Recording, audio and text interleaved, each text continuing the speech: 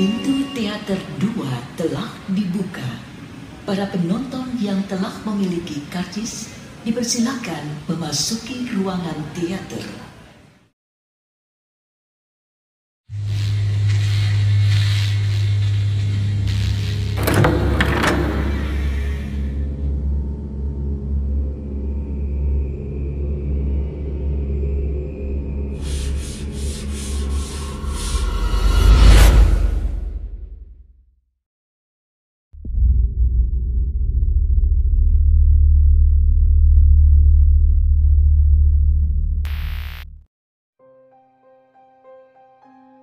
Assalamualaikum warahmatullahi wabarakatuh.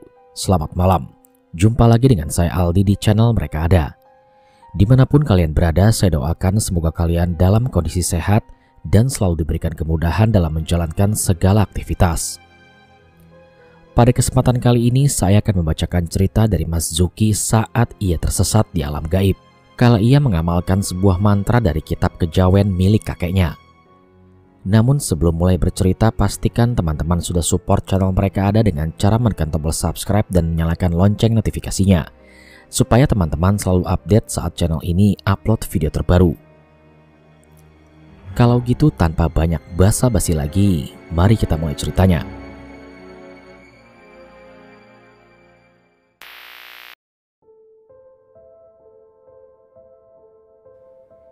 Kisah ini adalah pengalamanku dulu saat aku masih sekolah SMA. Perkenalkan, aku Zuki. Aku lahir dari sebuah keluarga yang sederhana. Kakek dari ayahku adalah seorang penganut kejawen yang sangatlah kental, namun kebiasaannya itu telah ditinggalkan oleh keluargaku, khususnya semenjak ayahku menikah. Walau begitu, banyak sekali kitab-kitab kejawen peninggalan kakekku yang masih tersimpan rapi di dalam kamarnya. Saat kakekku meninggal dunia, beliau berpesan kepada ayahku, walau sudah tidak menganut ajaran kejawen, ayahku harus tetap merawat kitab-kitab tersebut sebagai warisan budaya leluhur. Jadi sepeninggal kakek, ayah membawa kitab-kitab kejawen itu ke rumah. Awalnya aku tidaklah tertarik untuk membaca kitab-kitab berbahasa Jawa tersebut, dan hanya membiarkannya tersimpan rapi di dalam lemari kaca yang ada di rumahku. Namun sewaktu semua keluargaku pergi berlibur, aku yang saat itu tidak bisa ikut merasa jenuh sendirian di rumah. Iseng-iseng aku mencoba-coba mencari aktivitas baru dan aku tertarik untuk membaca kitab peninggalan almarhum kakekku itu. Lembar demi lembar aku baca, dan awalnya semuanya biasa saja. Namun ada suatu hal yang membuat aku tertarik, yaitu Rogo Sukmo. Ya mungkin kalau diartikan lebih tepatnya adalah tubuh dan roh. Di sana aku mulai membaca halaman tentang Rogo Sukmo ini. Hingga pada akhirnya aku menemukan sebuah mantra yang katanya bisa memisahkan antara raga dan juga ruh. Dan aku yang semakin tertarik pun kemudian terus-menerus membaca bagian tersebut. Karena rasa penasaran dan juga ingin tahuku sangatlah besar, aku berniat mencoba mantra yang ada di bagian Rogo Sukmo. Apakah benar mantra itu bisa memisahkan antara tubuh juga rohku? Setengah tak percaya, hal itu aku buat sebagai candaan dan bisa membuat aku sedikit tertawa dan membuat aku terhibur. Saat malam hari, orang tuaku datang dan aku pun bergegas mengembalikan kitab tersebut ke dalam tempatnya dan menyambut kedatangan orang tuaku saat itu. Aku yang sudah berada di kamarku ingin istirahat. Namun tiba-tiba aku teringat tentang hal yang aku baca tadi dan seketika saja aku ingin membaca mantra Rogo Sukmo tersebut. Perlahan-lahan aku mencoba melafalkan mantra itu. Namun efeknya tidak terasa sama sekali, bahkan aku masih saja sadar dan berada di dalam kamarku. Aku pun kembali tertawa dan menganggap apa yang dijelaskan di kitab itu adalah halusinasi manusia saja. Dan setelah puas, aku pun langsung kembali tidur malam itu dan disinilah keanehan mulai terjadi. Aku yang tertidur nyenyak pada saat itu dan entah jam berapa tiba-tiba saja aku terbangun. Namun saat sudah sadarkan diri, kini aku telah berada di tempat yang berbeda, yang mana aku sendiri tak tahu sekarang aku berada di mana. Semuanya nampak gelap. Aku mencoba berteriak saat itu, namun tak ada satu orang pun yang menyahut panggilanku. Aku pun mulai panik karena aku tidak tahu arah dan tujuanku saat itu. Dalam kepanikan itu, tiba-tiba aku melihat setitik cahaya terang yang ada di depanku. Dengan rasa takut dan sedikit gemetar, aku mencoba meyakinkan diri untuk melangkah ke arah sana. Semakin kudekati cahaya itu, semakin besar dan terus membesar. hingga aku pun masuk ke dalam celah dari balik cahaya itu. Dan akhirnya aku pun terjatuh ke sebuah hutan di kaki gunung yang entah tak tahu namanya. Aku mencoba bangkit dan mencoba menelusuri jalan setapak yang ada di hadapanku. Awalnya aku bingung harus kemana, ke bawah atau ke atas. Karena saat itu aku tahu bahwa aku sekarang berada di sebuah lereng. Dan aku pun memutuskan untuk mengambil jalan turun ke bawah karena aku yakin di bawah aku bakal bertemu orang dan minta tolong agar aku bisa diantarkan pulang ke rumahku. Aku pun mulai berjalan setapak demi setapak menelusuri jalan menurun ini. Hingga aku tak sengaja melihat ada sebuah perkampungan. Hatiku lantas senang saat itu. Aku yakin di sana aku bisa menemukan orang dan minta tolong. Dan dengan langkah yang bersemangat, aku coba kuatkan kakiku untuk melangkah. Namun sebelum tiba di pintu gerbang perkampungan itu, tak sengaja aku bertemu dengan seekor burung yang menghalang-halangi langkahku untuk menuju ke pintu gerbang. Burung itu terus-menerus mencoba melarangku untuk menuju desa yang aku lihat tadi. Saat aku sedang berusaha melewati burung itu, tiba-tiba saja burung itu berbicara. "Jangan ke sana, bahaya." Sontak aku pun langsung terkejut dan aneh melihat burung kecil di hadapanku ini bisa bicara seperti manusia. "Jangan ke sana, bahaya. Kamu gak akan bisa pulang kalau ke sana," ujar burung itu kepadaku.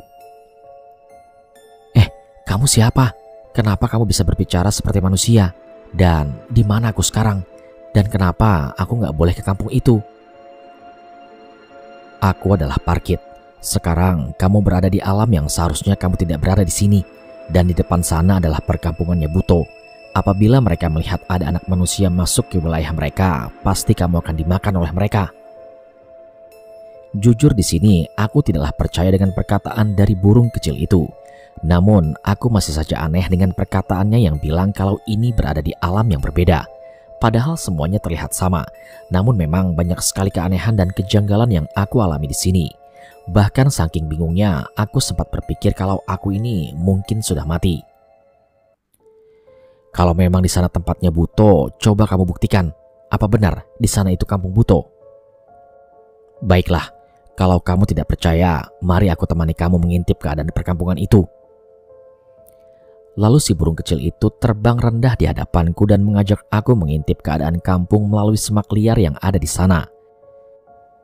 Setelah tiba di tempat persembunyian, kami langsung mencoba mengamati keadaan kampung itu. Dan seketika saja aku pun kaget dan merasa ketakutan. Penduduk kampung tersebut semuanya berbadan besar dan berkulit hijau. Rambut mereka ikal dan perut mereka yang buncit. Mereka semua beraktivitas layaknya manusia biasa. Namun tiba-tiba saja salah seorang Buto kini mulai menyadari keberadaan kami. Kayaknya aku mencium bau manusia di sini.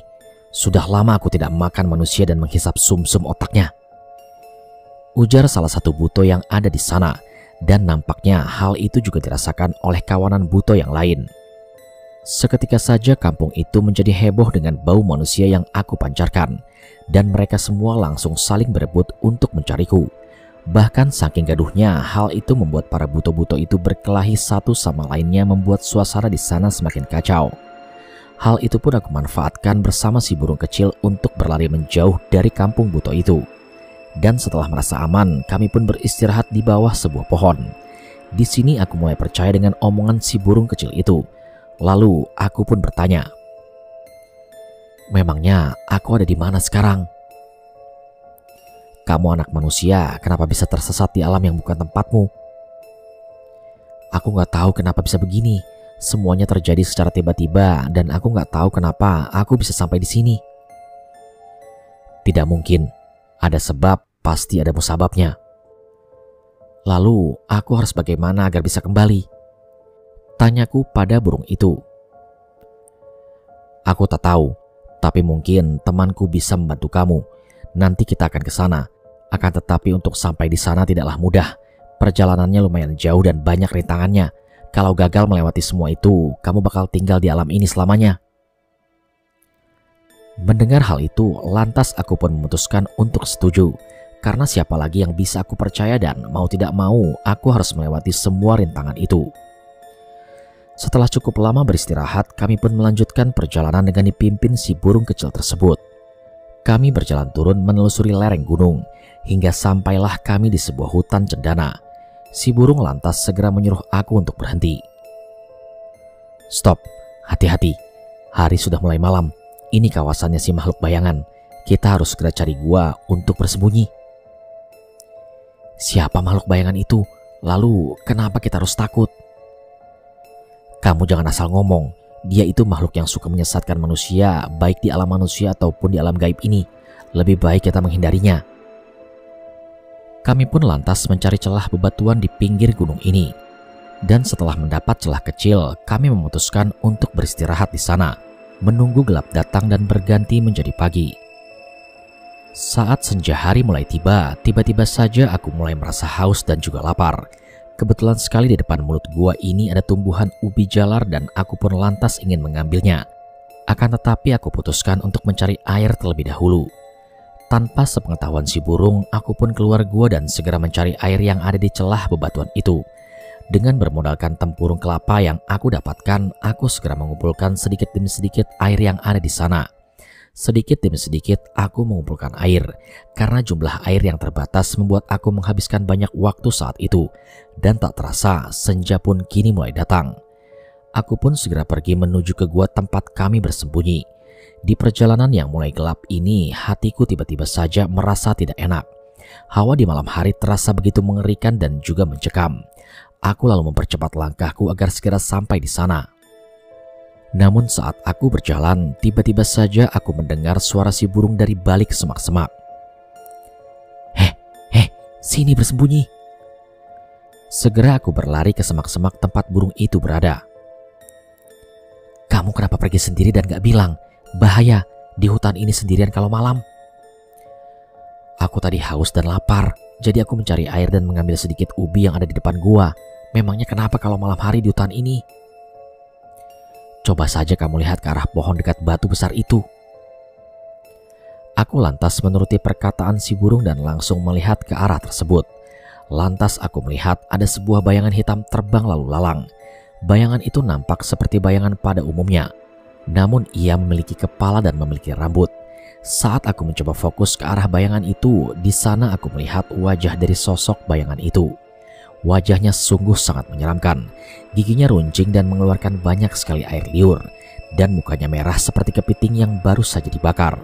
Sosok itu nampak waspada dan seakan-akan berjaga di wilayah kekuasaannya. Terlihat sosok itu terus saja terbang ke dahan-dahan pohon yang ada di sana. Matanya terus menyoroti ke segala penjuru arah.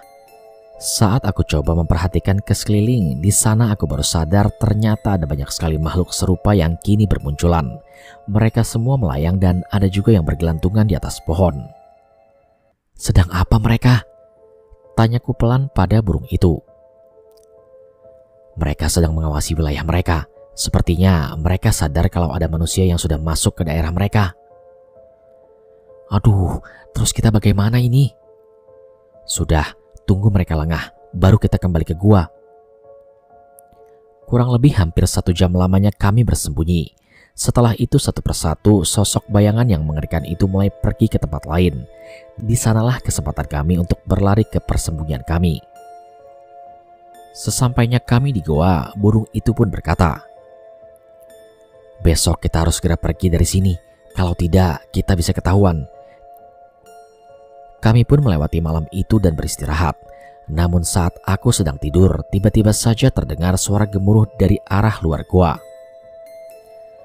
Aku mencium baunya ada di dekat sini.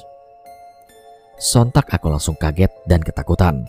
Tapi rasa penasaranku mengalahkan rasa takutku saat itu. Langsunglah aku mengajak si burung itu untuk mengintip ke arah luar goa. Dan ternyata di sana ada 3 buto yang kini berada di hutan jati tersebut. Mereka sepertinya masih saja mengejar kami dan ingin menangkap kami. Namun kehadiran sosok buto itu lantas dihadang oleh para makhluk bayangan tadi. Karena memang daerah tersebut adalah lokasi kekuasaan mereka dan setelah saling berdebat, pada akhirnya terjadi pertarungan antara sosok bayangan dengan para buto tadi. 3 buto itu langsung dikeroyok oleh para makhluk bayangan itu. Namun nampaknya buto tadi sangatlah perkasa. Satu persatu makhluk tadi dikalahkan. Ada yang terpental, ada juga yang dimakan hidup-hidup oleh si buto tersebut. Namun perlawanan dari sosok bayangan itu kian sengit. Mereka tak gentar walau banyak korban yang berjatuhan dari kelompok mereka. Mereka tetap saja melawan untuk mempertahankan daerah kekuasaannya. Hingga pada akhirnya sosok buto tadi mulai kelelahan melawan para makhluk bayangan itu karena memang jumlahnya sangatlah banyak dan pada akhirnya mereka berhasil mengusir 3 buto tadi dari daerah mereka. Jujur saja ini baru pertama kalinya aku melihat kejadian itu secara langsung. Selama ini aku hanya melihat pertarungan seperti itu di film. Namun baru kali ini aku melihatnya dengan mata kepalaku sendiri. Nampak jelas ada banyak korban setelah pertarungan tadi. Ada yang tergeletak dan ada yang tubuhnya hancur juga yang masih hidup namun sudah terluka sangat parah. Segeralah aku dan si burung tadi kembali bersembunyi. Aku terdiam sejenak dan sungguh merasa sangat bersalah. Karena kehadiranku kini semuanya menjadi kacau bahkan sampai menimbulkan korban seperti itu. Namun si burung mencoba untuk menenangkanku. Ia berkata kalau kejadian seperti itu lumrah terjadi di alam gaib. Bahkan banyak hal yang lebih parah daripada itu. Dan dari situlah baru aku sadar kalau sebenarnya dunia nyata dan gaib itu hampir sama saja. Tak ada kata damai di dalamnya. Di mana kelompok satu sama lain saling bermusuhan, apalagi mereka berbeda jenis dan golongannya.